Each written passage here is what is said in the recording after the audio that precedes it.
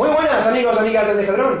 Hoy vamos a dejar de lado la parte técnica y nos vamos a centrar en la parte creativa de vídeo y fotografía que podemos realizar con nuestra nave. Cómo conseguir impresionantes imágenes que nos desmarcarán del resto. Uno de los mayores problemas que se nos presentan al fotografiar o grabar con nuestro dron en ciertos momentos es la diferencia de cantidad de luz que tiene una escena. Bien, esto suele ocurrir en días nublados, nubosos, amanecer y atardeceres, donde si exponemos correctamente para el cielo tendremos un suelo oscuro, en cambio si exponemos para el suelo tendremos lo que llamamos en fotografía un cielo quemado.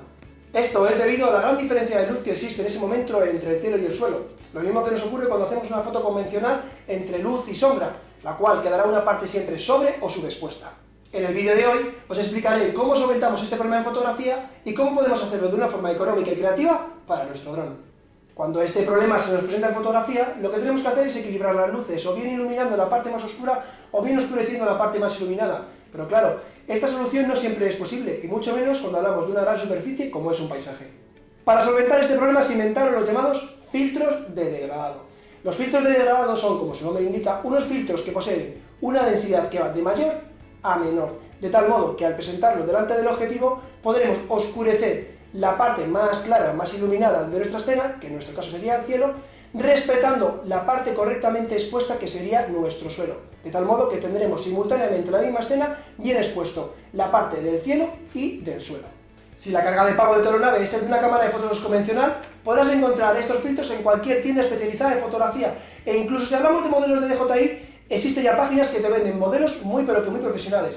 Pero yo quiero hablar de una manera más creativa y económica con la que podemos experimentar hasta tener este dinero, y es a través de los filtros de iluminación o gelatinas. Los filtros de iluminación o gelatinas son unos pliegues que utilizamos en fotografía o bien para cambiar la temperatura de color, variar la intensidad, alterar la dureza de la luz o simplemente de forma creativa. Estos filtros podemos adquirirlos en casas de alquiler de material de iluminación para cine o incluso en tiendas de fotografía. Bien, en mi caso yo dispongo de unos muestrarios de la marca Rosco, los cuales podemos solicitar a través de su página web, en los que tenemos todo el muestrario de todos los filtros que ellos poseen, indicándonos el número, el nombre y el porcentaje de transparencia que el filtro posee. Pues bien, en nuestro caso utilizaremos los filtros de densidad neutra. Expondré correctamente en la cámara de mi Phantom 3 para que el suelo y los edificios estén bien iluminados. A continuación, presentaré el filtro por delante de la lente y, como podéis ver, el resultado es un cielo y un suelo correctamente expuesto.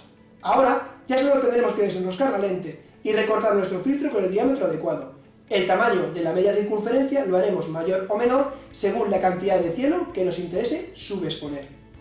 Como habéis visto, el resultado es muy bueno, no el mismo que con un filtro de degradado, pero si utilizamos filtros no muy opacos no se notará mucho el corte y obtendremos fotografías muy buenas. Si os gusta la fotografía y tenéis en casa película revelada para diapositiva, otra buena opción será buscar trozos como este donde se ve que la película estaba medio velada en el momento de ser revelada, dejando así una estela degradada que podremos usar como filtro de degradado. Bueno, y como digo, es ser creativo, utilizar distintos colores, densidades que cubran más o menos la lente, experimentar y obtendréis resultados muy satisfactorios. Y hasta aquí el capítulo de hoy acerca de los filtros de degradado. En el próximo capítulo hablaremos sobre los filtros de densidad neutra y cómo utilizarlos para obtener resultados más cinematográficos.